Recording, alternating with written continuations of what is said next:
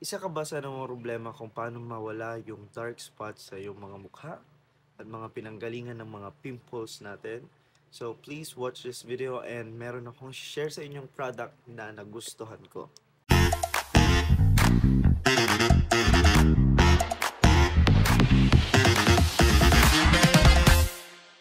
Hey guys, what's up? It's just Aquino and welcome back to my YouTube channel. So, nandito na naman ako guys para mag-share sa inyo ng panibagong product na nagamit ko, na experience ko. And ngayon guys, i-share ko siya sa inyo. So, again, disclaimer, hindi po ako expert professional about sa skincare. Hindi po ako doktor ng balat, pero I'm just going to share my experiences with the product.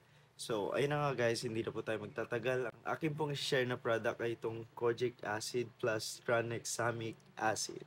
So, ito po ay product ng Belo Intensive Whitening Bar. So, ito guys ay madalas na po natin nakikita ito at nire-review na rin po ng mga ibang mga vloggers.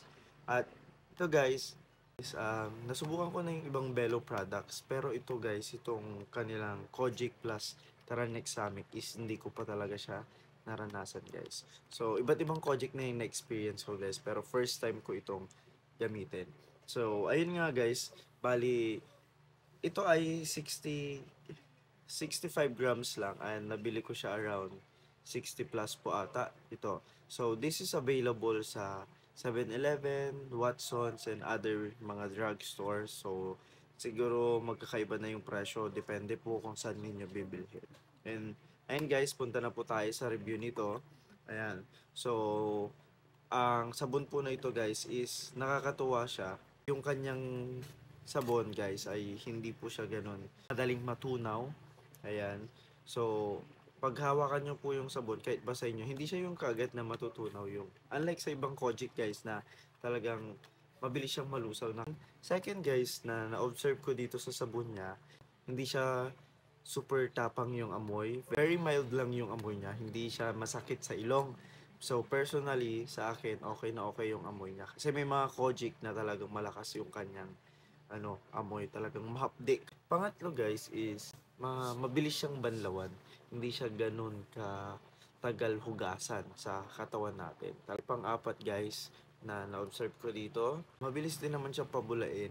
Ano niya lang is hindi siya super bula katulad ng ibang mga Kojic. Siguro depende na rin sa concentration nila. Diba? Before ko to ginamit kasi guys, meron akong mga pimple marks. Although meron pa namang mga minimal ngayon na pimple marks, is talagang yun yung problema ko. Ang dami ko ng sabon, nakakapag-lighten, pero naiiwan lagi si pimple marks. Naghanap ako ng sabon na makakapag-lighten kahit papano ng pimple marks ko. Siguro hindi man siguro totally maalis, pero yung ma-lighten niya yung mga pimple marks. Kasi yun so far yung problema ko. And so far guys, within 7 days na paggamit ko, is talagang na-lighten niya rin yung mga marks ko na maliliit. Ayan, medyo nag-lighten na rin po yung dito. Ayan. So, usually nagkaka-marks ako pag ito yung nahahawakan ko yung pimples ko. At matagal talaga siyang mag-lighten yung mga dark spot na ano na naiiwan. Kaya as much as possible talaga ngayon, hindi ko na hinahawakan yung pimples. Kasi magbo-block talaga siya. Mag-relieve siya ng mark sa mukha ko. Kung ang problema nyo is yung yung mga dark spot ninyo. Ito guys is para sa akin with my experience, mabilis siya compared to others. Kasi yung iba, mabilis yung lightening effect ng ah, parang buong skin mo. Oo. Pero yung sa marks talaga, kahit nababaran mo yun, medyo matagal eh. Pero ito guys, nakakatuwa kasi within 7 days, hindi lang yung mukha yung pina-lighten niya, kundi pati yung mga marks. So, doon ako natuwa guys. Wala akong ibang mga pinahid na lang na pang suporta para kasi ang ginagawa ko talaga guys pag may nire-review ako, yun ang yun ang pinaka concentration ng product na ginagamit ko para at least makita natin yung effect. If ito lang ba or kailangan mo pa ng ibang product, mga ganyan. No worries guys kasi hindi po siya nakaka-dry ng balat. So, siguro depende na naman yun sa balat natin kung magkakaparehos tayo. Kasi meron talagang mga sabon na nagdidry yung balat ko. So far guys, hindi nag-dry yung balat ko at hindi nagbalat ng sobra-sobra yung kamay ko. Ayan o. Ayan, may vlog kasi ako na talagang nagbabalat yung kamay ko. Depende sa sabon. Pero ito guys, ano lang siya. Okay lang siya sa skin ko. Is hindi siya nag-dry.